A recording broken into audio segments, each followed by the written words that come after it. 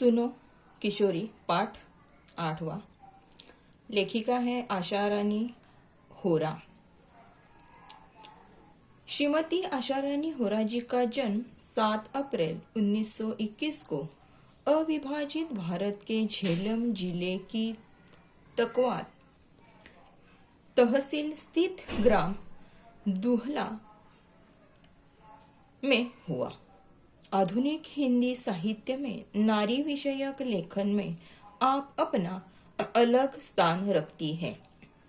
प्रतिष्ठित पत्रिकाओं में आपके लेख धारावाहिक रूप में छपते रहे। विभिन्न क्षेत्रों में अग्रणी रही महिलाओं के जीवन संघर्ष को चित्रित करना और वर्तमान नारी वर्ग के सम्मुख आदर्श प्रस्तुत करना आपके लेखन कार्य का प्रमुख उद्देश्य रहा है। आपकी रचनाओं ने लेखन की नई धारा को जन्म दिया है और हिंदी साहित्य में नारी विमर्श लेखन की परंपरा को समृद्ध किया है। आप अनेक प्रतिष्ठित पुरस्कारों से सम्मानित हैं। आपका निधन 2009 में हुआ। उनकी प्रमुख कृतियां हैं भारत की प्रथम महिलाएं, स्वतंत्रता सेनानी लेखिकाएं, क्रांतिकारी किशोरी, स्वाधीनता सेनानी, लेखक पत्रकार आदि आशा रानी होरा जी की कृतियां हैं। उनका विधा परिचय। अनेक साहित्यकारों, महान राजनीतिकों द्वारा आपने परिजनों को भेजे गए पत्रों ने तत्कालीन साहित्यिक, सामाजिक, राजनीतिक, सांस्कृतिक स्थितियों का लेखा जोखा प्रखरता से प्रस्तुत किया है। इन पत्रों का कला पक्ष साहित्यिक कलात्मकता को स्पर्श करता है। पाठ का परिचय।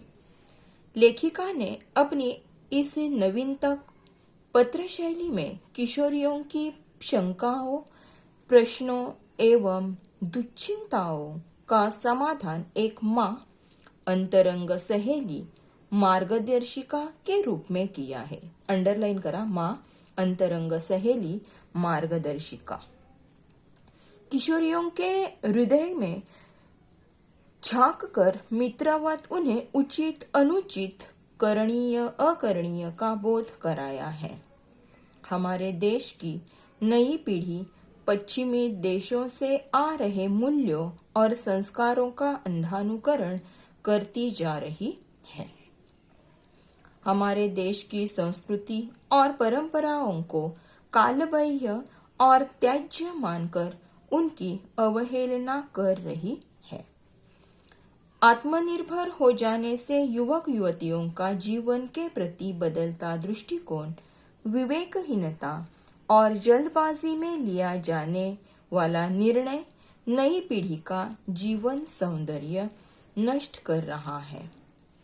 लेखिका के नए मूल्यों को भारतीय संस्कृति, परंपराओं और संस्कारों की भूमि पर उतार कर स्वीकारना होगा।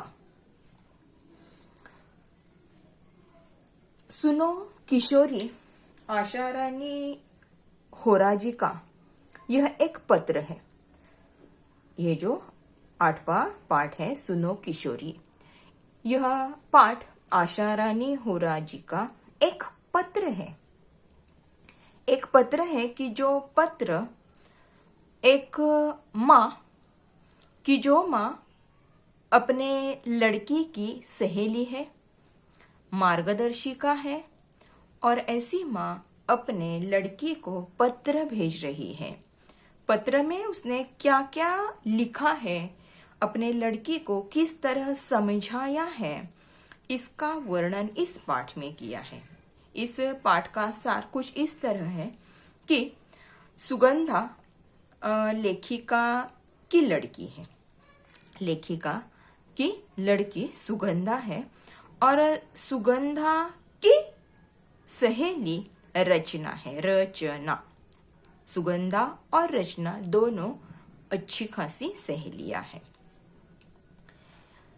आशा रानी होरा लेखिका ने सुगंधा को यह पाठ यानी कि पत्र लिखा है और पत्र में यह उसे समझाया है कि सुगंधा की सहेली रचना अभी अभी कॉलेज में उसने प्रवेश लिया है और उसकी एक लड़के के साथ दोस्ती हो गई है और दिन ब दिन रचना का उस लड़के के प्रति आकर्षण बढ़ता जा रहा है।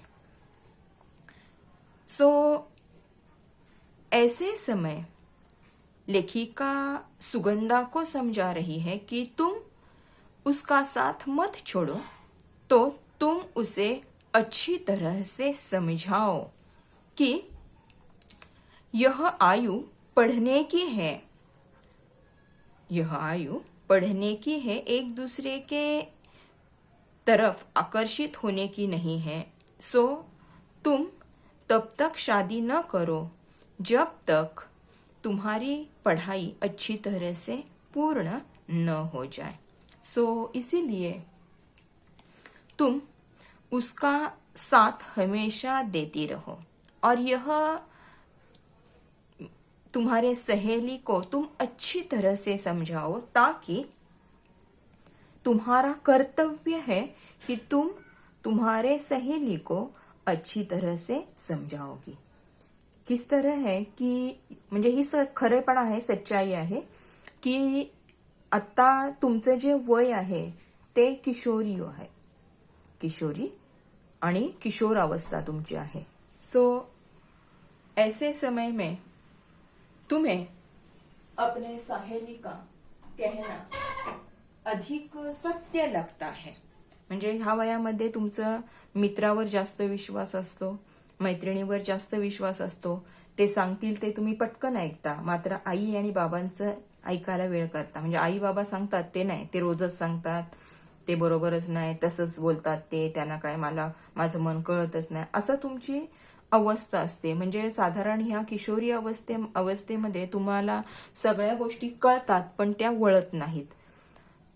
ऐसे समय लेखिका का कहना है कि प्रत्येक आई ही प्रत्येक मुलीची म्हणजे प्रत्येक आई तिच्या मुलीची अतिशय चांगली मैत्रीण पहिल्यांदा व्हायला पाहिजे आणि अतिशय चांगली मैत्रीण झाली तरच ती तिची मार्गदर्शिका म्हणून तयार होईल किंवा निश्चित होईल। म्हणजे ती आई जे सांगेल ती मुलगी ऐकू शकेल। परंतु तुम्ही प्रत्येक जण तसं घ्यालच असं नाही, कारण तुमच्या प्रत्येकाची आई ही साधारणतः शेतावर जाणारी, नेहमी काम करणारी असेल, कदाचित शिक्षित नसेल, त्याच्यामुळे त्यांच्याकडून अशा अपेक्षा करणं चुकीचे आहे। मात्र आम्ही शिक्षिका आहोत, शिक्षिकांकडून तुम्ही चांगल्या वाईट शिक्षिका काही सांगतात ते मात्र तुम्ही आई आपली सांगते असं समजून तुम्ही घेऊ शकता।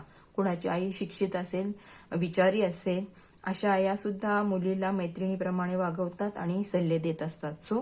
ऐसे माँ के जो भी कुछ माँ हमें सलाह देती है, ऐसे सलाह हमें अपनाना चाहिए और उसी तरह हमें रहना चाहिए।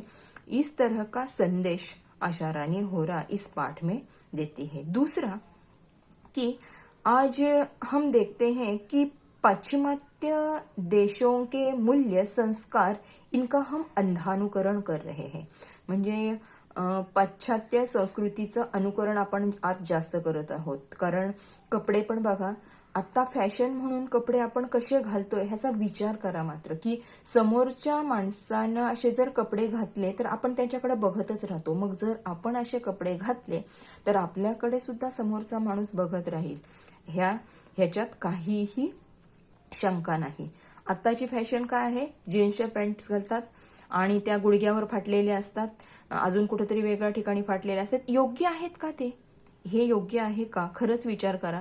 फॅशन म्हणून पॅन्ट घाला, पॅन्ट व्यवस्थित नीटनेटकी दिसेल अशी घाला, शर्ट नीटनेटका, टॉप नीटनेटका असेल घाला, अवश्य घाला तुम्ही। जसं आपलं जग बदलत चाललेलं आहे बदला, पण बदलत असताना कितपत बदलावं आपल्यावर जे संस्कार झालेले आहेत त्या संस्कारांना आपण पाठीमागं का टाकायचं, आपल्या देशाची संस्कृती काय आहे, कशा प्रकारे आपण राहायला पाहिजेत ह्याचा विचार करा, मनाने विचार करा की आपण जे कपडे घालत आहोत, आपण जे वागत आहोत ते योग्य आहे का, मग असं वागणं ठीक आहे का। सो इस तरह लेखिका यहाँ पर आपको सलाह देती है कि आपके किशोरी अवस्था में आपको कुछ अच्छा लगता है, लेकिन वह जो भी कुछ आपको अच्छा लगता है वह हमें रहने योग्य है या नहीं है, इसका विचार आप कर लीजिए।